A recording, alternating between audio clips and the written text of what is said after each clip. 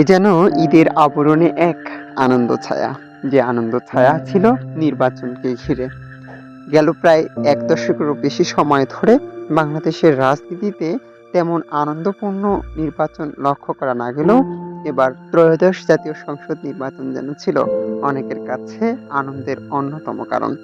বিশেষ করে দূরবাসে যারা থাকেন তাদের জন্য। তারা ৩ দিনের ছুটি পেয়ে বাড়িতে এসে আপনজনদের সাথে মিলেমিশে দুরাত কাটিয়ে আবার সঠিকভাবে সঠিক সিদ্ধান্তে এক অনন্য নিদর্শন ভোটাধিকার প্রয়োগের মধ্য দিয়ে তারাও যেন এবার অন্য রকমের এক অনুভূতি নিয়ে বাড়িতে আসা এবং বাড়িতে স্বজনদের রেখে চলে যাওয়া দুটি কাজই সম্পূর্ণ করেছে। আমাদের সকলেরই নজর কেড়েছিল যে ঢাকা থেকে আসার সময় সহস্রাধিক মানুষ ট্রেনের ছাদে এসেছিলেন বাড়িতে। দেখে মনে হচ্ছিল যেন ঈদ যাত্রা, কিন্তু ঈদ নয়, এটি একটি নির্বাচনকে ঘিরে এই যাত্রা। তারই ছুটি শেষ হয়ে আজকে আবার কর্মস্থলে ফিরতে শুরু করা এসব মানুষের উপস্থিতি রেলওয়ে স্টেশনে ছিল নজর কাড়ার মতো।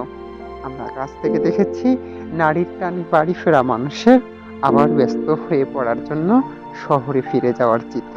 সেটি আপনাদের সাথে আজকে দিনাজপুরের চিরিরবন্দর রেলওয়ে স্টেশন থেকে ভিডিওটি ধারণ করা হয়েছে, যেখানে একতা এক্সপ্রেস ট্রেনের জন্য দাঁড়িয়ে থাকতে দেখা গেছে প্রায় ৩ থেকে ৪ শতাধিক মানুষের। এত লম্বা জার্নিতে এতগুলো মানুষের উপস্থিতি খুব কমই দেখা যায় দিনাজপুরের চিরিরবন্দর রেলওয়ে স্টেশনে।